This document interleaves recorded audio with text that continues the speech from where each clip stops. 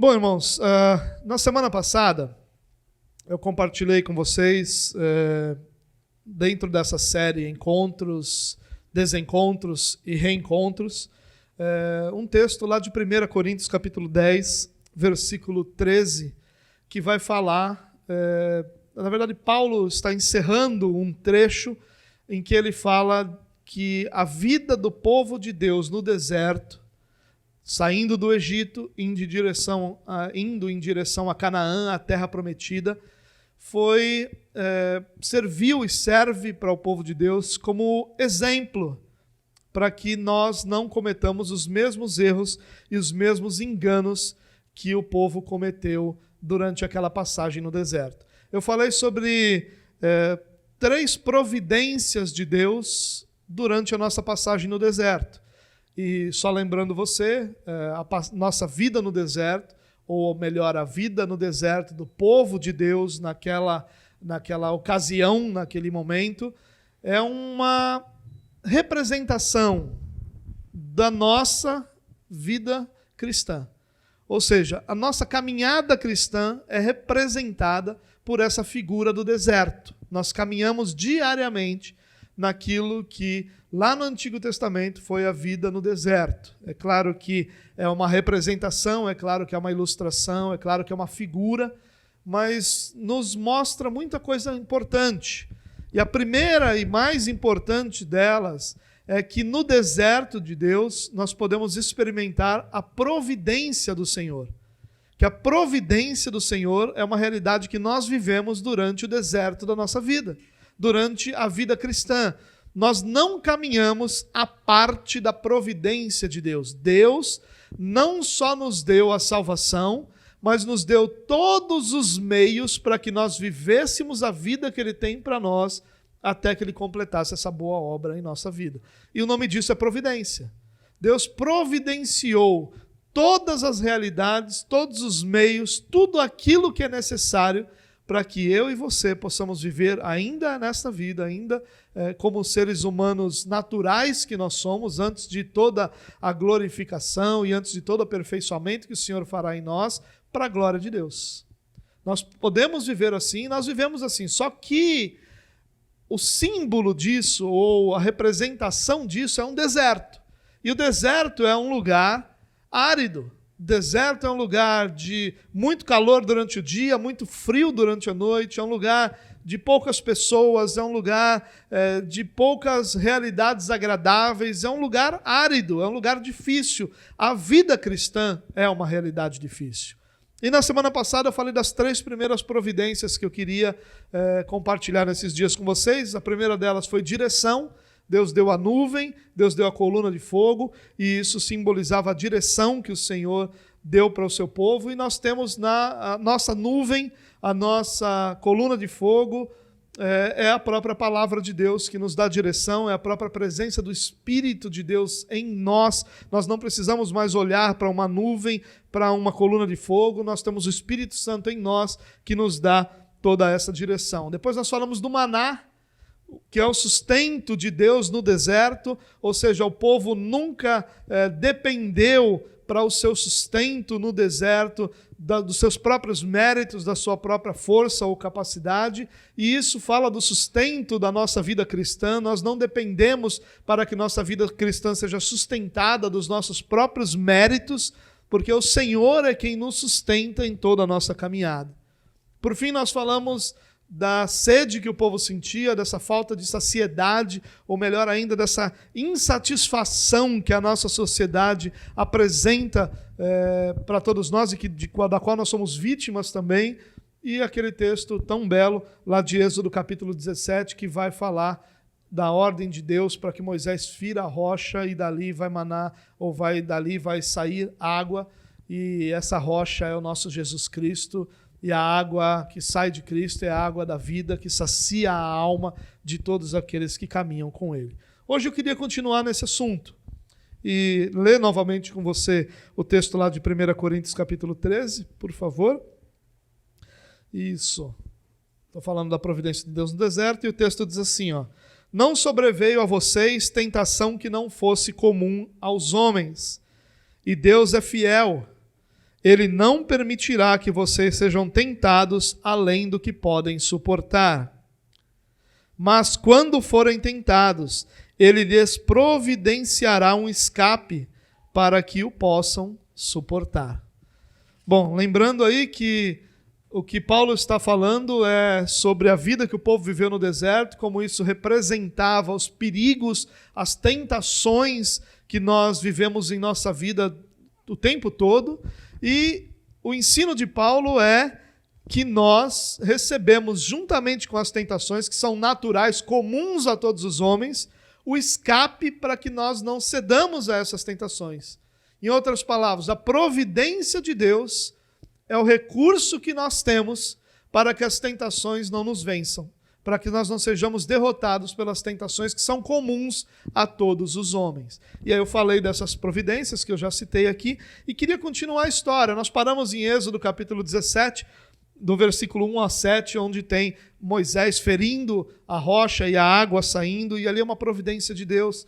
Mas logo na sequência, no versículo 8, nós encontramos um povo, o primeiro povo que vai se levantar contra o povo de Deus, que são os amalequitas. E os amalequitas vieram para atacar os israelitas, vieram para atacar o povo de Deus. E aí então Moisés chama Josué e diz para Josué que ele então juntasse um povo, juntasse alguns guerreiros, na verdade, né? Juntasse alguns dos nossos homens, como ele diz, para lutar contra os amalequitas. E Josué faz isso, e a batalha se estende, e é aquela passagem que nós temos bastante conhecida, quando Moisés então mantinha as mãos erguidas, os israelitas venciam.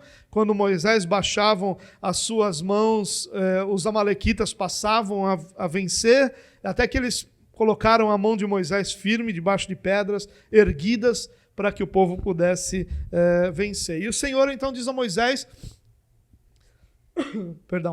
o Senhor diz a Moisés que aquilo é que ele faria com o seu povo, ele daria para o seu povo escape e vitória em todas as suas batalhas. E o que isso representa para nós? Representa a quantidade enorme de lutas que nós enfrentamos em nosso dia a dia. A nossa vida não é sem lutas, irmãos. Nós gostaríamos que fosse. Na verdade, essa teologia que prega que depois que a nossa conversão acontece, tudo vai ser vitória, tudo vai ser ótimo, não virão lutas sobre nossa vida, tudo vai ser aquela bonança, né? Seria maravilhosa se fosse verdadeira, não seria? É por isso que atrai tantas pessoas, porque é o que nós queremos. O que nós gostaríamos é que as lutas em nossas vidas não fossem tão intensas, nem tão numerosas, nem tão difíceis. Nós gostaríamos de verdade de viver em Elim, onde as fontes de Deus e as palmeiras trazem sombras para a nossa vida. Nós gostaríamos de viver ali. É por isso que quando acontece aquela passagem da transfiguração, nós vamos encontrar Pedro dizendo assim, não vamos mais descer desse monte não, vamos fazer aqui 3 lugares para vocês habitarem, para vocês estarem, vão viver aqui para sempre. Porque o que nós gostaríamos, na verdade, é de uma realidade onde nós tivéssemos tranquilidade, tivéssemos nenhuma luta, nenhuma dificuldade, mas essa não é a realidade da nossa vida. A realidade da nossa vida é que todos os dias nós somos envolvidos em diversas lutas, em diversas batalhas, em diversas tribulações. E isso muitas vezes entristece o nosso coração, muitas vezes nos desanima, muitas vezes nós fraquejamos em nossa fé por causa da quantidade de lutas que nós estamos enfrentando. E isso acontece porque nós esquecemos, ou porque não está tão vivo em nosso coração, que a providência de Deus traz para nós vitórias no meio do nosso deserto. É no deserto que nós vivemos, é na nossa vida cristã, cheio de lutas, que o Senhor nos concede vitórias, que o Senhor luta as nossas batalhas, que a vitória de Cristo na cruz é suficiente para nos sustentar em meio às nossas. Essa mão levantada de Moisés significa isso, que quando Deus baixa a sua mão, nós não temos como vencer as batalhas da nossa vida.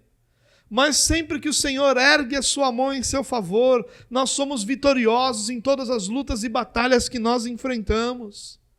É providência de Deus no deserto as vitórias contra os nossos inimigos. E os nossos inimigos não são pessoas, irmãos. Por favor, que fique muito claro isso na sua mente. Nossos maiores inimigos não são pessoas. Os nossos maiores inimigos são os nossos pecados. São os frutos, são as consequências do pecado em nosso meio também. Todas as nossas lutas e batalhas estão ligadas ao pecado, sejam nossos, sejam de pessoas à nossa volta, sejam da sociedade à nossa volta. E nós precisamos entender, irmãos, que há providência de Deus para que nós vençamos os nossos pecados. Nós não precisamos andar cabisbaixos, derrotados, vencidos pelos nossos pecados. Há providência de Deus, a vitória de Deus para nós com relação aos nossos pecados. Tudo o que nós precisamos fazer é manter a mão do Senhor erguida, como se nós pudéssemos fazer isso, né? E nós não podemos. Mas você lembra o que sustentou a mão de Moisés?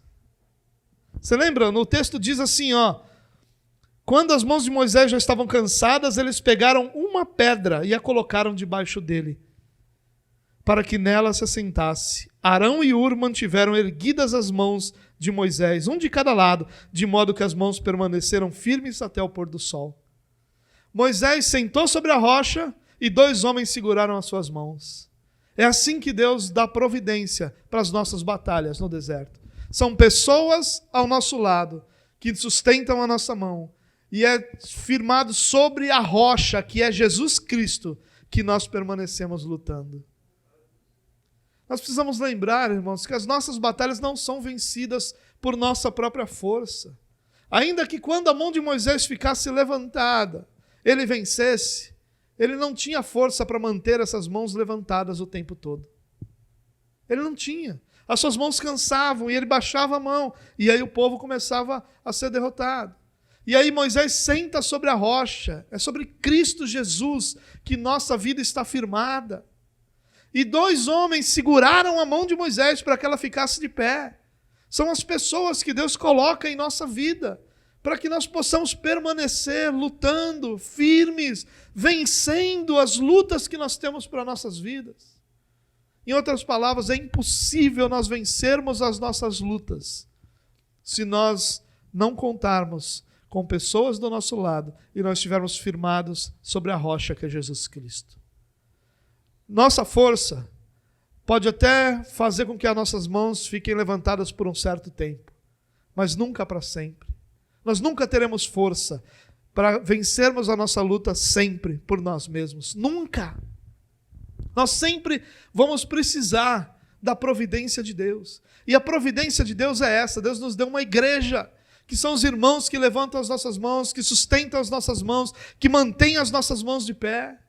Enquanto nós estamos firmados, apoiados, sustentados pela rocha, que é Jesus Cristo, nosso Senhor. O nosso deserto não precisa ser vivido sozinho. O nosso deserto não precisa ser sinônimo de derrotas, de frustrações, de batalhas perdidas, de pecado reinando, de pecado dominando. Nós podemos vencer sobre os nossos amalequitas, podemos vencer sobre os pecados da nossa vida, e nós vamos vencer com o apoio dos irmãos que estão ao nosso lado e firmados sobre a rocha que é Jesus Cristo. A vitória sobre os nossos inimigos no deserto. O deserto é árido, mas não é solitário. O deserto é árido, mas não precisa ser solitário. Caminhar pelo deserto de forma solitária é uma escolha que nós fazemos.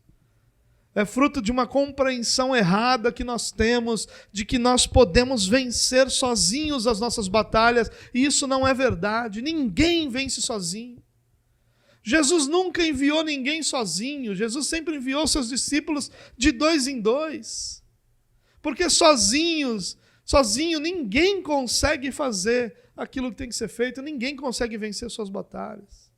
Mesmo Paulo, O temporão, né, o apóstolo temporão, chamado depois, mesmo ele nunca anda sozinho. Quando você vê as suas cartas, quando você vê o relato de Lucas no livro de Atos, Paulo está sempre acompanhado de alguém, Paulo tem sempre alguém. E quando Paulo está sozinho, de repente numa prisão ou em algum lugar que ele foi deixado sozinho, ele escreve cartas dizendo para a igreja: orem por mim, me sustentem em oração, batalhem comigo as batalhas que eu tenho para batalhar. Só anda sozinho quem ainda não compreendeu que os irmãos são providência de Deus no deserto da nossa vida. Só anda sozinho quem ainda não entendeu que sua força é limitada e que uma hora o cansaço chegará, e quando esse cansaço chegar, as derrotas virão juntos.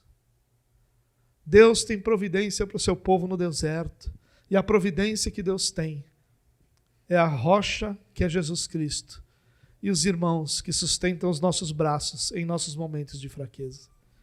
Não ande sozinho, porque Deus já providenciou escape para as suas batalhas. Não ande só, porque você não precisa andar só. Você tem pessoas que te amam, pessoas que pertencem ao Senhor, pessoas que Deus levantou para sustentar os teus braços, para que eles permaneçam em pé até que você vença as batalhas da sua vida. Ele vence, o povo de Deus, né? Vence. Moisés é ajudado. E o Senhor diz para Moisés: olha, escreva isso num rolo, como memorial. E declare que eu vou fazer com que os inimigos, os amalequitas, sejam esquecidos para sempre debaixo do céu. É isso que o Senhor quer fazer com os inimigos da nossa vida, os inimigos da nossa alma. De novo, não são pessoas, mas são os nossos pecados e as consequências desses pecados à nossa volta. Deus quer fazer com que isso seja esquecido debaixo do céu. E por isso Deus levantou a igreja, para que a igreja seja uma comunidade de irmãos, para que a igreja seja uma comunidade ajudadora, para que a igreja seja uma comunidade sustentadora, para que as suas batalhas nunca mais sejam solitárias, mas sejam sempre vividas, apoiadas por aqueles que estão do seu lado. Continuando a história, no capítulo 18, Moisés, quando eu estou falando do capítulo 17, 18, eu estou falando do livro de Êxodo, onde relata a história da saída do povo que era escravo no Egito em direção à terra prometida, que era Canaã ou Israel, como nós a conhecemos hoje. No capítulo 18 de Êxodo, nós encontramos um Moisés que está julgando todas as causas do povo. O povo tinha qualquer problema, qualquer causa para ser julgada, vinham a Moisés. Reconheciam em Moisés ali um sustento, ou reconheciam em Moisés sabedoria, reconheciam em Moisés direção. E aí então, Moisés começa a julgar a causa de todo mundo. E quando Moisés começa a julgar a causa de todo mundo, Moisés fica cansado. Moisés fica sobrecarregado. Moisés começa a não mais conseguir dar conta de tudo que era a sua responsabilidade. Moisés simplesmente não dá conta. E Moisés está sobrecarregado. Aí, o que acontece? O seu sogro, Jetro, sai de onde ele morava e vem para trazer primeiro a esposa de Moisés, né, que havia ficado com seu sogro, mas para ver com seus próprios olhos tudo que Deus tinha feito, porque ele ouviu falar lá de todas as coisas boas que Deus tinha feito na vida de Moisés e na vida do povo de Deus. E quando Jetro chega, Jetro encontra um Moisés desgastado, encontra um Moisés sobrecarregado, encontra um Moisés cansado. E Jetro disse para Moisés: Moisés, isso que você está fazendo está errado. Isso que você está fazendo não pode estar certo. Você não deveria fazer isso, essa tarefa é pesada demais, você não pode executá-la sozinho. E aí ele aconselha, dá um conselho a Moisés, que Moisés acata, e que tira essa sobrecarga da vida de Moisés. Bom, o que isso representa para nós no deserto da nossa vida? Nós temos sobre nós uma gigante quantidade de demandas, de responsabilidades, de afazeres. E nós abraçamos isso como se nós pudéssemos lidar com isso. E nós lidamos com isso durante um tempo. Nós abraçamos tudo como nossa responsabilidade, porque nós temos que lidar com a nossa vida. Nós temos, para os homens, nós temos esposas, nós temos filhos, nós temos responsabilidades financeiras, para as esposas também tem responsabilidades financeiras, tem o marido, tem filhos, tem uma série de outras coisas que nós precisamos lidar, com educação de filhos, com outros parentes, com falta de dinheiro, com tudo. Nós temos que lidar. E aí nós vamos lidando com isso. Vamos lidando com isso. Com a nossa própria força, com a nossa própria capacidade. E nós vamos abraçando o mundo e resolvendo tudo. Abraçando o mundo e resolvendo tudo. E chega uma hora que nós estamos sobrecarregados. Chega uma hora que nós não aguentamos mais todas as demandas da nossa vida. Se você não se sentiu assim ainda, meu irmão, você é um privilegiado. Se você nunca teve vontade de sair correndo, estilo Forrest Gump. Forrest Gump é o filme de todos nós. É o cara que quer sair correndo e nunca mais parar de correr. Se você nunca se sentiu assim, você é um privilegiado. Porque qualquer pessoa normal, ela vai abraçar as demandas da vida com uma responsabilidade tão grande que ela vai se sobrecarregar, ela vai ficar cansada. E Deus envia Jetro. E Jetro ali vai fazer um papel da própria voz de Deus, aconselhando Moisés. E o conselho para Moisés é: pare de querer andar sozinho. Pare de querer resolver tudo sozinho. Compartilhe sua vida com as pessoas ao seu redor. Compartilhe sua vida com pessoas, e Moisés não vai dizer com qualquer pessoa, ele vai dizer com pessoas sábias, com pessoas responsáveis, com pessoas dignas de confiança, que são inimigas do lucro desonesto, e coloque essas pessoas para fazerem parte da sua vida, divida a sua carga com essas pessoas. Irmãos, a razão principal da igreja não é nós nos reunirmos num dia como esse para cultuar ao Senhor. Esse é um elemento extremamente importante da vida da igreja, mas ele não é o elemento mais importante pelo qual Deus criou a igreja. Porque não era necessária a criação de uma instituição como essa para que Deus fosse adorado. Nunca foi antes. Deus não é adorado porque a igreja existe. A igreja existe como uma forma de adorar a Deus que já era anteriormente adorado de outras formas. Mas essa não é a razão principal da existência da igreja. A razão principal da existência da igreja é que nós possamos cuidar uns dos outros. A razão principal da igreja é que nós possamos sustentar uns aos outros. Paulo, quando fala da igreja, ele vai falar, olha, que o mais fraco seja apoiado por aquele que tem mais experiência. Ele vai dizer, olha, quando você vai encontrar, por exemplo, questão sobre pecados, confessem os vossos pecados uns aos outros. Sejam curados disso, o Senhor vai abençoar essa confissão. Cuidem da vida uns dos outros. Incluam na sua vida pessoas que possam aliviar as suas cargas, se não físicas, pelo menos emocionais, pelo menos psíquicas, pelo menos espirituais. Irmãos, nós estamos sendo enganados pelo diabo, a nossa geração tem sido enganada por Satanás ao nos fazer acreditar que nós somos suficientes para a nossa própria vida, e nós não somos. Nós temos sido enganados, a nossa geração é uma geração individualista. Até poucas gerações atrás, quando uma pessoa ingressava na universidade, ela era ensinada na própria universidade que ela deveria sair de lá e servir à sociedade para a qual ela iria. O ganhar dinheiro não era o elemento principal de ir para a universidade.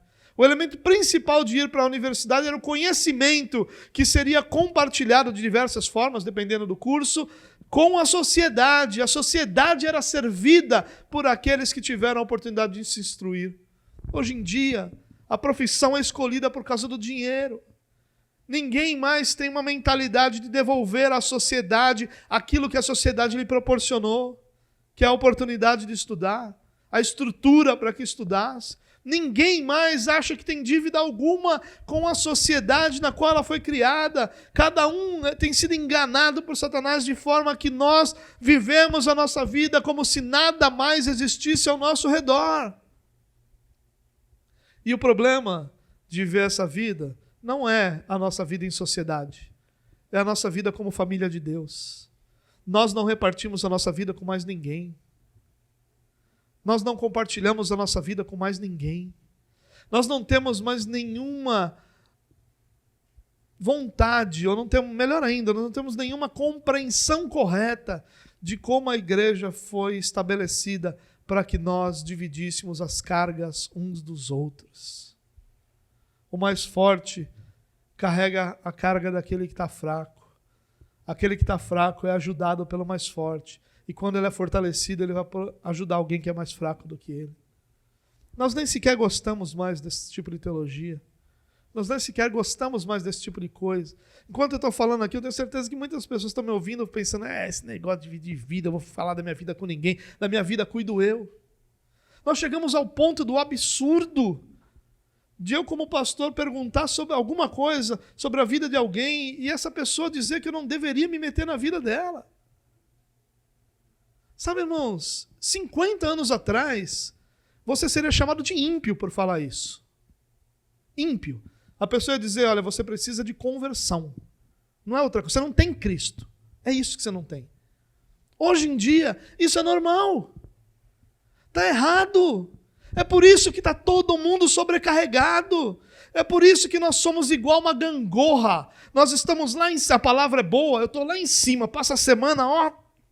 Aí na semana seguinte a palavra é uma cobrança, a minha fé vai lá embaixo. O louvor foi bom, eu saio daqui saltitando, pisando a cabeça de Satanás, cheio de fé. O louvor foi umas músicas que eu não gostei, ou de repente a performance não foi aquela que eu imaginei na minha cabeça, porque o que é bom faz o louvor ser bom ou não, não é você, mas na sua cabeça é. Aí você de repente sai daqui fraco. Sabe por quê, irmãos? Porque nós achamos que nós somos suficientes em nós mesmos. Nós achamos que nós sozinhos podemos fazer tudo. Nós achamos que sozinhos nós podemos viver a vida cristã. Só que a vida cristã não foi desenhada para ser vivida solitariamente. Ela não funciona. As coisas só funcionam do jeito que elas foram desenhadas para funcionar. Se você pegar o seu carro e colocar detergente lá no tanque, encher o tanque de detergente, ele não vai funcionar. Porque ele não foi desenhado para funcionar com detergente. Ele foi desenhado para funcionar com um tipo específico de combustível. A mesma coisa é a vida cristã. Você pode até tentar vivê-la solitariamente. Mas sabe qual é o resultado de uma vida cristã solitária? Pecados não vencidos. E aí eles são ocultos. Porque a gente tem que estar bem na frente dos outros. Porque se eu estou assumindo minha vida sozinho, eu tenho que estar bem na frente dos outros. Então, pecados não vencidos. Nós temos pouca expansão do reino de Deus, porque nós não fazemos coisas juntas, e você deve ter aprendido em física que duas forças somadas é sempre maior do que uma força só, do que a força individual. Nós temos então pecados não vencidos, temos pouca expansão do reino de Deus e temos espiritualidade inconstante. Esses são 3 efeitos da vida cristã individual. Mas Deus providenciou para nosso deserto pessoas. Não é qualquer pessoa. São pessoas que realmente tenham sido capacitadas pelo Senhor para fazer parte da nossa vida. Melhor ainda, tenham sido amadurecidas, porque não é capacidade, é amadurecimento. É amadurecimento de caráter, é amadurecimento espiritual. Deus preparou pessoas para caminhar do nosso lado. No deserto da vida, a providência de Deus para a nossa solidão, a providência de Deus para o nosso cansaço, a providência de Deus para a nossa vida sobrecarregada. E essa providência chama igreja. Os instrumentos dessa providência chamam-se irmãos, irmãs. Homens e mulheres que Deus colocou ao nosso redor para que a nossa carga seja diminuída. Você não é diminuído quando você compartilha a sua carga. Você vai mais longe. Porque com a sua força você carrega a sua carga somente durante um certo período de tempo. Você já foi no mercado para buscar só uma coisinha, chegou lá, você fez uma compra maior? Toda mulher faz isso, né? Mas não vamos falar nesse assunto agora, vamos só ficar no exemplo. Você foi lá, não, são só 2, 3 coisinhas. Aí chegou lá, tinha promoção de uma coisa, promoção de outra. Quando você pegou, meu Deus, como eu vou carregar isso? Como eu vou carregar isso? Aí você pensou assim, é pertinho. É pertinho. Aí você reforçou as sacolas e começou. E quando você saiu do mercado, tranquilo. Uma quadra depois, aquilo começou a pesar. 2 quadras depois, a sua mão já estava doendo. 3 quadras depois, você já estava colocando no chão para dar uma aliviada na mão. Você não percebe que a sua vida espiritual é a mesma coisa, irmão? Você carrega o fardo das suas lutas. É fácil carregar numa semana. É fácil carregar 2. Mas chega uma hora que não dá mais para carregar sozinho. Chega uma hora que você quer parar. E você para mesmo. Você para de orar. Você para de ler a Bíblia, você para de estar em comunhão com os irmãos, você para de amar estar na igreja, você para de cantar no louvor. Não no grupo, mas durante o período de louvor. Porque a sobrecarga é grande demais. Como disse Jetro, o que você está fazendo não é bom. Isso não foi assim que Deus planejou que você vivesse a sua vida. Deus planejou que a sua vida fosse cheia de pessoas. Não de coisas, mas cheia de pessoas, com quem você pudesse abrir teu coração, com quem você pudesse dividir a carga, com quem você pudesse caminhar juntos. E eu quero dizer uma coisa para você, irmão, se você acha que é um fardo para você carregar o fardo dos outros, você também não entendeu o cristianismo. Você também não entendeu. Porque o cristianismo é isso, carregar os fardos uns dos outros, para que todos nós cheguemos a maturidade de Cristo Jesus, que é para o que Deus nos preparou. A providência de Deus no deserto para nós. Essa providência está do seu lado aí. Essa providência não está em ter mais dinheiro.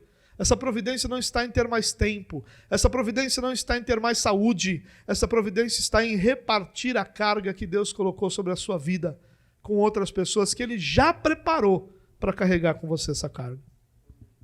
Em último lugar, o texto segue do capítulo 19 ao 23.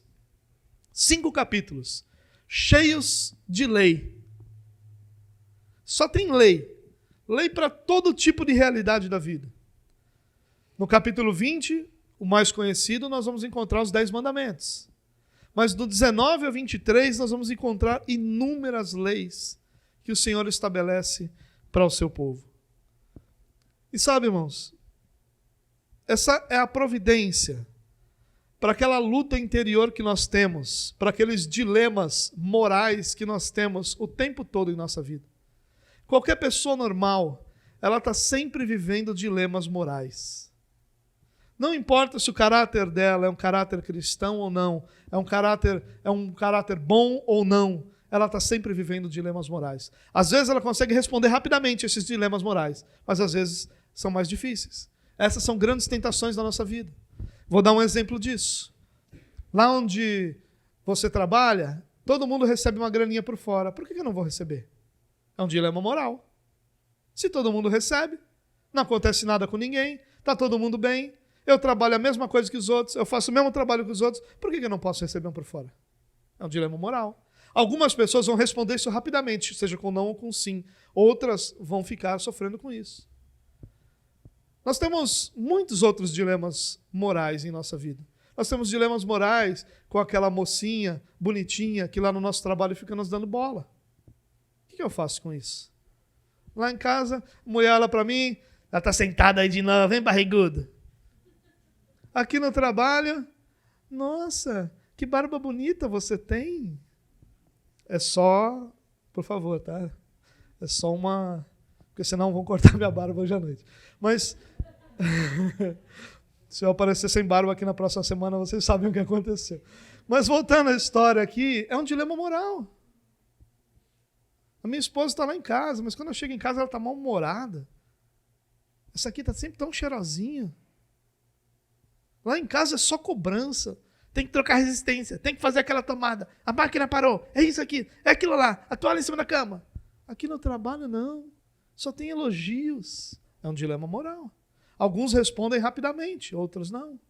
Mas a grande verdade é que todos esses dilemas morais fazem parte do nosso dia a dia de forma muito mais intensa do que a gente imagina. Esses são os nossos dilemas. É claro que eu usei 2 exemplos que talvez valorizem o mau caratismo, mas existem outros dilemas morais. Eu recebi um troco errado no mercado. Eu só percebi quando eu estava em casa. O que eu faço? Eu vou voltar lá ou não volto lá? Eu vou contar um pequenininho. Uma vez eu estava no ponto de ônibus, encontrei um amigo carteiro. Fiquei quase 10 minutos batendo papo com esse amigo carteiro. O ônibus parou, ele entrou por trás, eu entrei batendo papo com ele.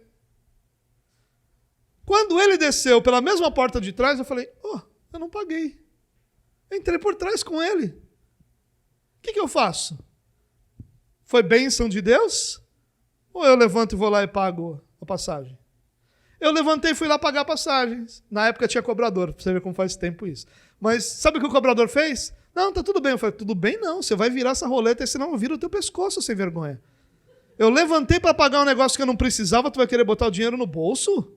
Ah, tu tá de brincadeira comigo. Mas depois disso eu fiquei pensando, eu saí de lá, trouxa, levanta para pagar, trouxa. Ninguém cobrou. São dilemas morais. Nós vivemos dilemas morais assim o tempo todo, irmãos. O tempo todo. Você chegou 5 minutos atrasado no trabalho. Se você falar, poxa, dormi demais hoje, o cara vai dizer, tu é irresponsável. Rapaz, o trânsito na entrada de Santos está um inferno. Tu não passou nem por lá, tu foi pela praia. Mas o trânsito na entrada de Santos, meu Deus, não é um dilema moral? A gente enfrenta isso. É por isso que nós temos leis do Senhor, irmãos. É claro que não são essas leis que nós vivemos debaixo delas, não são. Nós vivemos debaixo do espírito dessas leis. Aquilo que é a revelação do caráter de Deus. A nossa lei, Paulo vai dizer que a nossa lei é a lei de Cristo. O que é a lei de Cristo? A lei de Cristo é o caráter de Deus revelado nas ações dos cristãos. Essa é a nossa lei. É que as nossas ações revelem, expressem o caráter de Cristo. Não as ordenanças apenas, mas o caráter. Então Deus não precisa dizer para mim, não matarás. Porque o caráter de Cristo, ele não só não mata, mas ele ama a vida. Ele vai além. Então, a lei de qual nós estamos debaixo revela o caráter de Cristo, e não simplesmente o cumprimento de uma regra. E Deus nos deu isso. No deserto, nós temos regras. No deserto da nossa vida, nós temos a lei de Cristo. No deserto da nossa vida, nós recebemos a palavra de Deus. Você quer vencer esses dilemas morais, irmãos? Você quer vencer essas batalhas da sua vida? Você quer parar de ficar chateado, entristecido, envergonhado, de ser vencido por esses dilemas morais? Dê ouvidos à revelação de Deus para a sua vida, a palavra de Deus para a sua igreja. Baseie suas decisões, seu caráter, sua postura naquilo que está escrito na palavra de Deus, naquilo que nós somos instruídos na palavra de Deus. A providência, nós não caminhamos no deserto sem saber que decisão eu devo tomar. Nós temos a palavra de Deus sobre nós o tempo todo. Como o povo tinha a lei, nós temos a palavra de Deus revelando esse caráter de Deus, revelando esses valores de Deus, revelando essa verdade de Deus que nós devemos abraçar para seguir adiante na nossa vida. Nós não caminhamos numa terra sem lei. Tampouco nós caminhamos numa terra onde há regra para todas as coisas, como viviam os judeus da época de Jesus. Mas nós caminhamos, sim, debaixo da lei de Cristo, debaixo da revelação do caráter de Deus, debaixo da verdade de Deus, que é Jesus Cristo. Você lembra aqui em Mateus capítulo 7, como Jesus termina o Sermão da Montanha? Aquele que ouve essas minhas palavras e as pratica, é como um homem prudente, que construiu a sua casa sobre a rocha. Vieram as chuvas e os ventos, e a casa resistiu. Porém, aquele que ouve essas minhas palavras e não as pratica, é como um homem insensato, que construiu a sua casa sobre a areia. Vieram os ventos e as chuvas, e a casa cedeu, pois não tinha fundamentos, pois não tinha estrutura, pois não estava sobre a rocha. É isso. Isso que Deus nos dá no deserto. Deus nos dá os mandamentos de Jesus. Deus nos dá a verdade de Jesus. Deus nos dá aquilo que nós devemos abraçar para a nossa vida. Por exemplo, o Sermão da Montanha é isso, é a expressão do caráter de Deus, do caráter que o cristão tem que ter, para vencer esses dilemas morais que às vezes parecem tão pequenos, mas que nos deixam sem autoridade alguma para falar sobre santidade, para falar sobre qualquer pecado que outra pessoa cometeu. Porque nós até podemos falar por hipocrisia, mas não temos moral alguma para falar, quando nós somos vencidos pelos próprios pecados e dilemas morais em nossa vida. Nós não caminhamos sozinhos no deserto, irmãos. O que eu queria compartilhar com você hoje era isso. Deus estabeleceu a igreja para que você não andasse sozinho. E o que é ensinado na igreja é ensinado para que você vença seus dilemas morais. A igreja é providência de Deus no deserto da sua vida.